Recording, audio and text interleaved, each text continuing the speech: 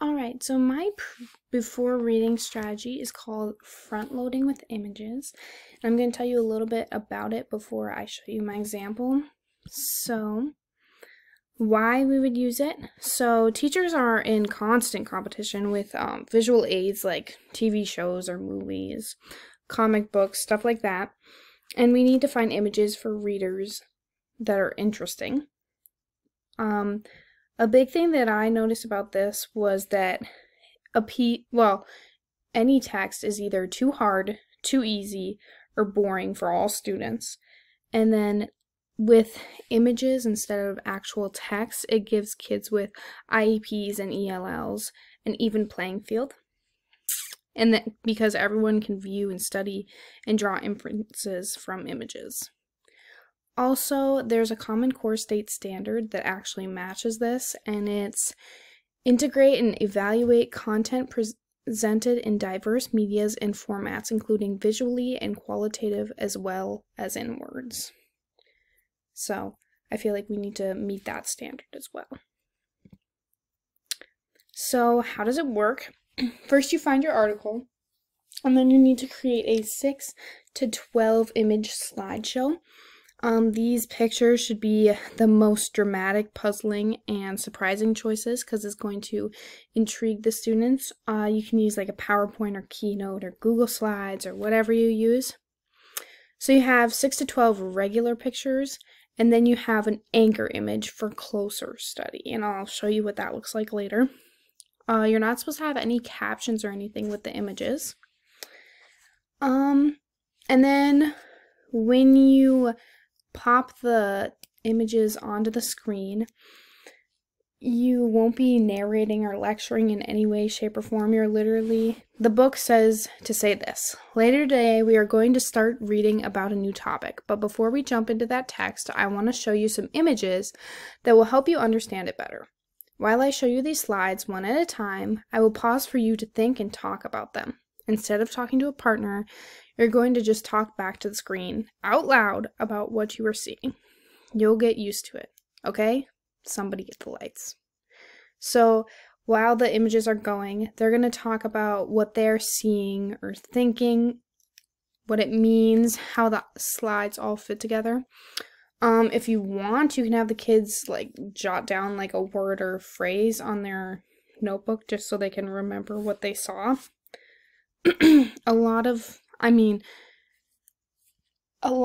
schoolers this would be very interesting for, because you'll get their prior knowledge of like an event or what they already know about any subject, because this can be used for any subject.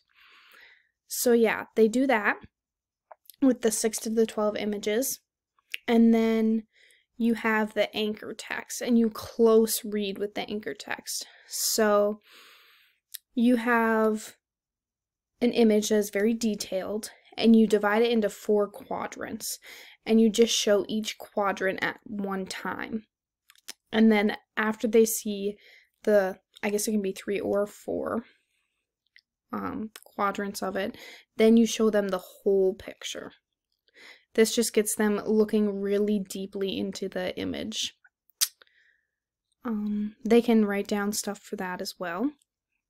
And then after they go through all this, you have a class discussion, and you show all the pictures or whatever pictures they want to see again.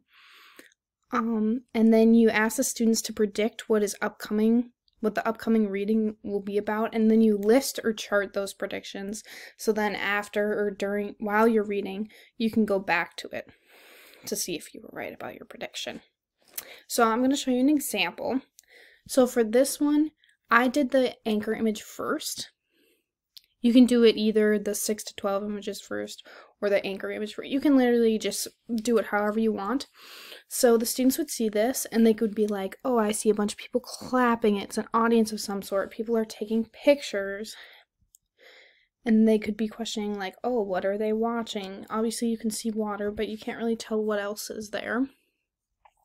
There you can tell that they're whales, so that lets them know a little bit about it. They can start writing down notes if they want, and then this just verifies their thought that they're watching whales. Orcas, specifically. And then here's the whole image. So these ones were just portions of the picture. You can show them in any order as long as you show the picture last. You can give them about 1 minute per section so they can look really deeply and ask any questions that may rise. Yeah, so I literally just screenshotted portions of this and put it into the slideshow. That's how easy that was. So then for the other pictures, these are the other pictures. So they would talk out loud. They would be like, oh, these look like trainers. They have a whistle. They literally just say what they think is happening, what they think the topic has to do with this picture, or how they're connected. So then here's another picture. They would still be talking out loud to the screen. Another picture. Another one. And you can pick any pictures as long as they're interesting. They can think of something to say, like this one's really cool. And like I said before, you can use this for any subject. So you go through and show these pictures. Then at the end you have a class discussion. So they can use their notes, whatever. They have to come up with, they talk about what the whole set of pictures showed, what the larger theme seems to be, and how particular details contributed to the understanding. So they just have a class discussion. You can do it in however you want, pairs. You can do it just as a whole class. Then you would list it. List their predictions. So you could, the common theme was there were whales. It looked like it was SeaWorld. Maybe it was the effects on whales. Maybe they thought it was the training of the whales. There's no right or wrong answer because predictions, there is no right or wrong answer. So make sure you let the kids know that it's a prediction and nothing else than that. So yeah, that is called front loading with images.